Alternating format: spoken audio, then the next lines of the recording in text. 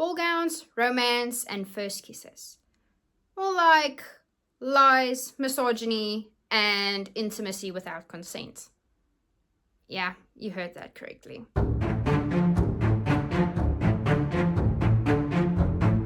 Bridgerton is set in the Regency era of London, which is between the years of 1795 and 1837. In this book, we follow the story of 21-year-old Daphne Bridgerton and 29-year-old Simon Bassett. Daphne is the eldest of her 8 siblings, and it's time for her to get married. One night at a ball, Nigel Bobrooke, a very old and highly intoxicated gentleman, followed Daphne into the gardens, where he once again tried to ask for her hand in marriage, and she declined once again. Simon also found himself in the gardens, and after hearing Daphne in distress, he quickly went over to be her knight in shining armor. But when he got there, Nigel was already on the ground after Daphne gave him a hit to the face. After their initial meeting, Daphne and Simon actually became quite close friends, and they came up with the great idea to feign a courtship. This way, Daphne will be seen as more desirable by her suitors, and Simon will be safe from the hungry eyes of all the mums with single daughters. During this fake courtship, Daphne and Simon developed feelings for each other. Of course they did. Of course. So one night, they snuck off into the gardens and started to kiss. This was basically forbidden in their time, and if anyone were to find out about this, Daphne's reputation will be ruined and she won't be able to find a husband. So when Anthony, Daphne's oldest brother, caught them in the act, he challenged Simon to a duel or gave him the decision to marry Daphne. Simon refuses to marry Daphne. Ouch. And he accepts the duel. And a few hours later, Daphne and Colin, her other brother, actually managed to interrupt the duel and try to talk some sense into the two guys. And there she basically begged Simon to marry her in order to save his life, because otherwise Anthony was just going to shoot him dead. And eventually he agreed, but he told her that he is not able to have children. So the big thing about Daphne Bridgerton is she comes from a very big family, like I said, 8 siblings, and her biggest dream in life is to have a big family of her own. So she really, really wants to have kids. So this was almost a deal breaker for her, but she was so in love with Simon at this point that she basically just hoped for a miracle.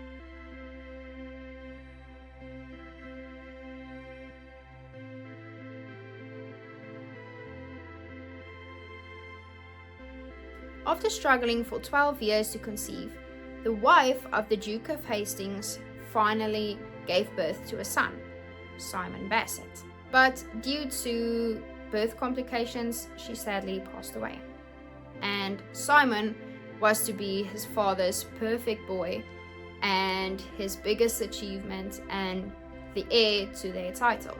The Duke leaves Simon in the care of one of his nurses while he goes off and does his business.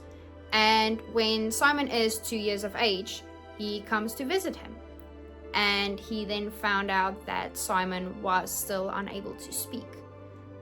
His father left, and 2 years later again, so Simon was 4 at this stage, he returned to visit his son just to find that Simon could speak, but he had a very, very bad stutter. So his father proceeded to call him an idiot child, and he basically decided that Simon would never be able to carry the title of the Hastings because he was an embarrassment in his father's eyes. After about 7 years of practicing and learning how to speak correctly, Simon went to visit his father in London, where his emotions got the better of him, and sadly he stammered once again. And his father rejected him and once again called him an idiot. Growing up, Simon then decided that he will be absolutely nothing like his father, and he basically rejected everything his father stood for, and he decided then and there that he would never have a family and he would never have a child because he wanted his line to end with him. So now you see where this is kind of where the real conflict started. So he wasn't unable to have children, he just didn't want children. And for some reason he decided that lying to Daphne is the best way to approach this. Just for a bit of extra background, basically the young ladies of this time were not informed at all about the marriage related acts and stuff like that. So Daphne went into this marriage absolutely ignorant of everything.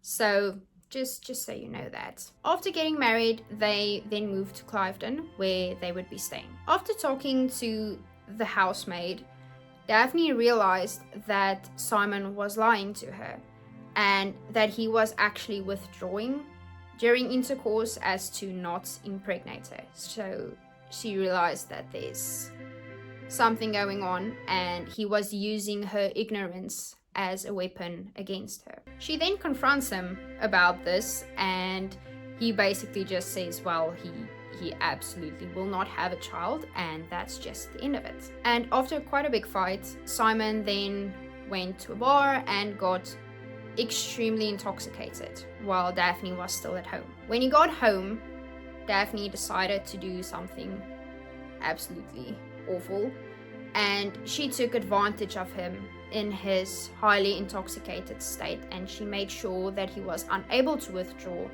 so that he would impregnate her. After this, Simon abandons Daphne and moves away, and Daphne moves to one of his properties in London so that she could be close to her family. And she then mistakenly thinks that she's pregnant and she sends a letter to him to let him know that she's pregnant. And when he arrived, she said she was just making a mistake and she wasn't actually pregnant. After having quite a deep discussion, Simon basically forgives his father and decides to start living for himself instead of trying to live a life that would spite his father, even though his father was dead at this stage. He decided to put all of it behind him and he told Daphne that he would want to have a child with her.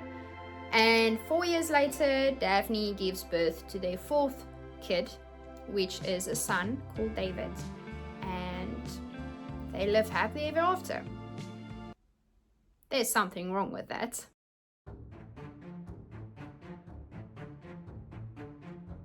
Okay, so that was, I wouldn't call that a brief summary, that was quite a lot. I hope I didn't bore you. You don't even have to go read the book now, you know everything already. So my thoughts on this book are a bit rough, I think.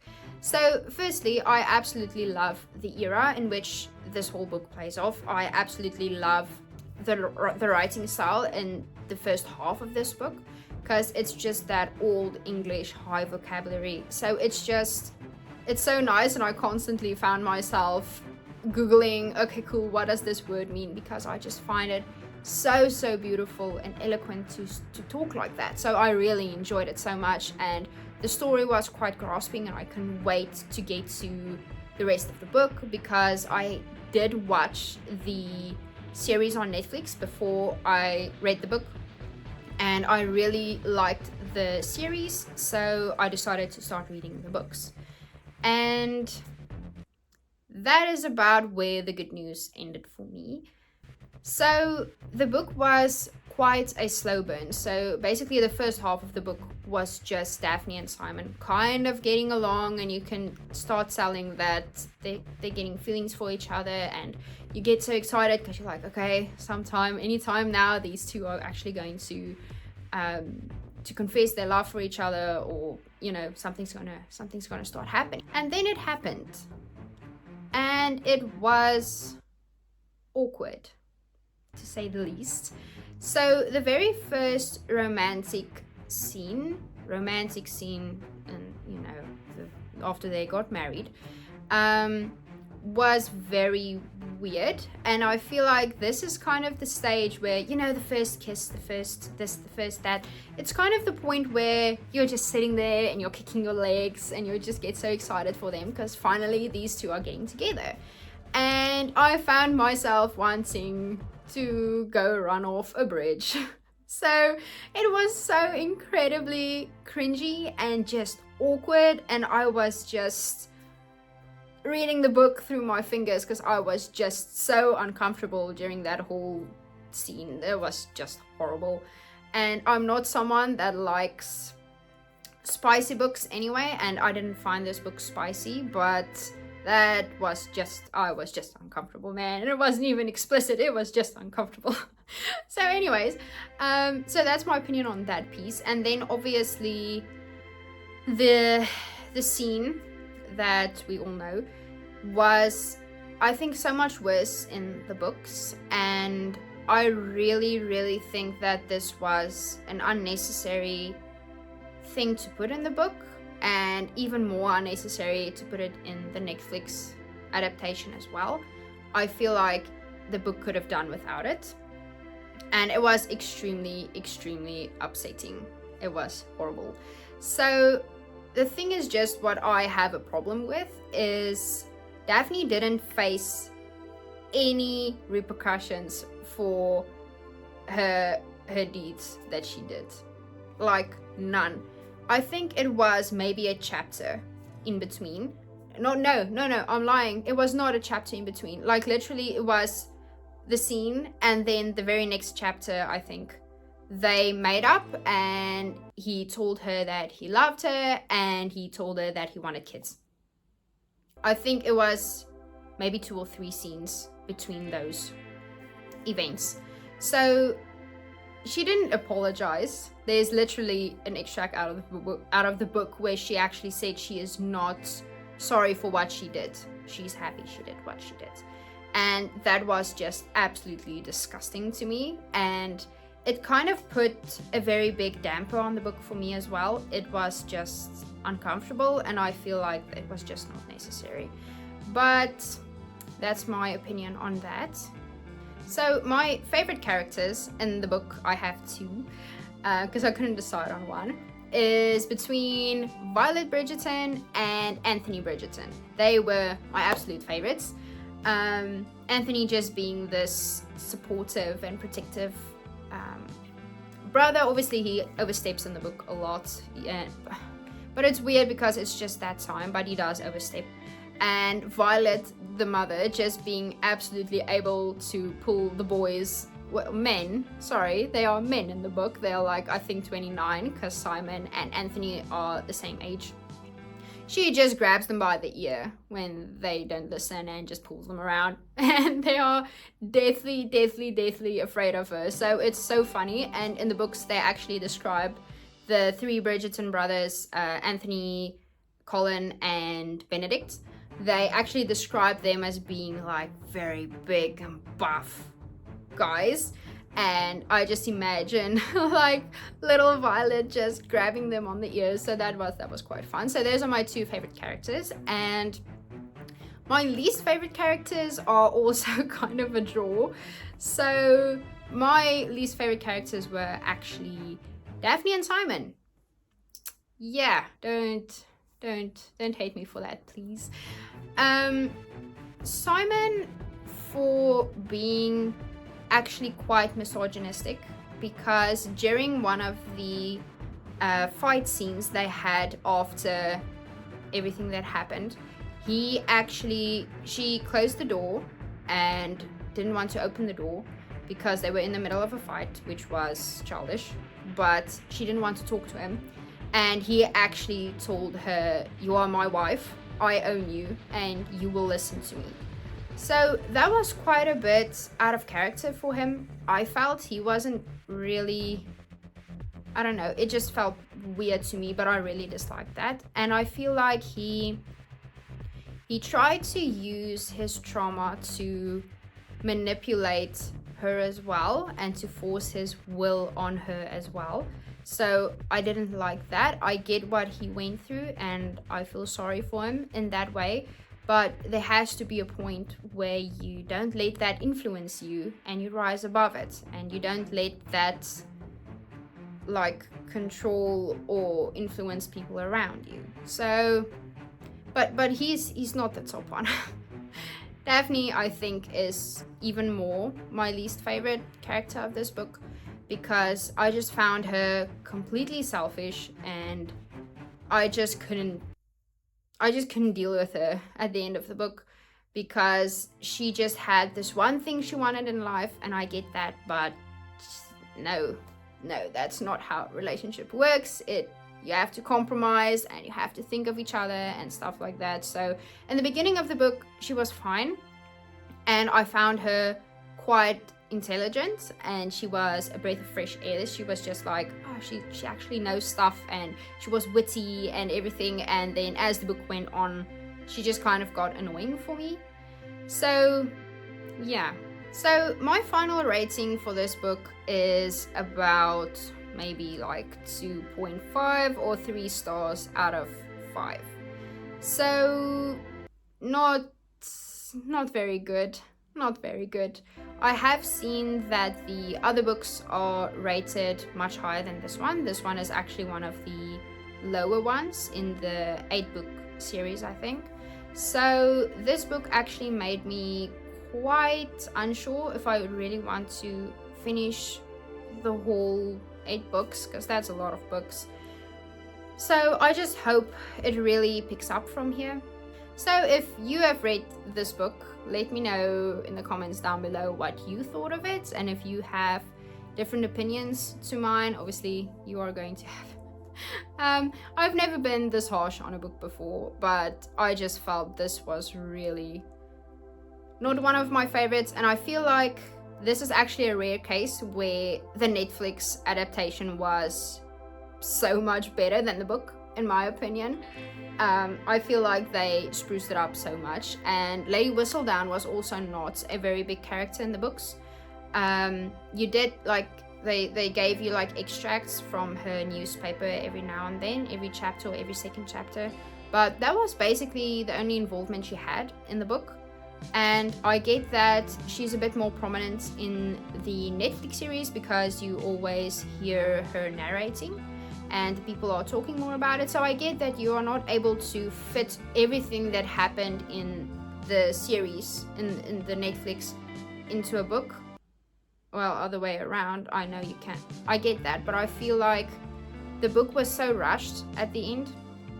I would have liked to see Simon heal more before he actually just got to a point where, oh, okay, cool, I want kids now. So he had this thing in mind from when he was like 11, and he just said, I'm not having kids, the line will end with me. And then he's just like, oh, okay, fine. And like, I think they didn't even know each other that long. I think it was like maybe 3 months, 5 months, around there. I don't think it was more than a year. So a grudge he held between the age of 11 and 29, he just let go in like 3 or 4 months time. So I just feel like it would have been nice to see him work a bit more through all of his trauma to really heal. And of course I would have liked to see Daphne face consequences for her actions as well. And I really feel like he also just brushed off everything, and I don't think that sends a good message. Just my opinion. I feel like if you choose to include such scenes, you should really try and get a lesson from that, or give your audience a lesson out of it, and how to I don't know. I just felt like there was no point to it. There was no, yeah, I don't know. But anyway, I could talk about this the whole day. So I hope you liked my very first book review. This is basically helping me get a buffer because the knitting and everything else takes a very long time. So sometimes I get burned out a bit and I'm not in the mood to knit, or something I'm knitting is just taking a very long time. So I thought maybe you guys would enjoy this for just like in between every now and then. So yeah, let me know if you enjoyed this, and let me know if the books get better, because I am probably going to go and buy the second one anyways. I think the second one is The Viscount Who Loved Me, I think. And I think that is Anthony's book. And I have to say, his season was my favorite in the Netflix adaptation as well. And I'm looking forward to Colin's story, which is coming out, no, not Colin, Benedict's story, which is also coming out somewhere in January. So I'm looking forward to that. But I'm really hoping the second book is better than this one though. So yeah. So let me know your thoughts in the comments down below, and I will see you in the next one.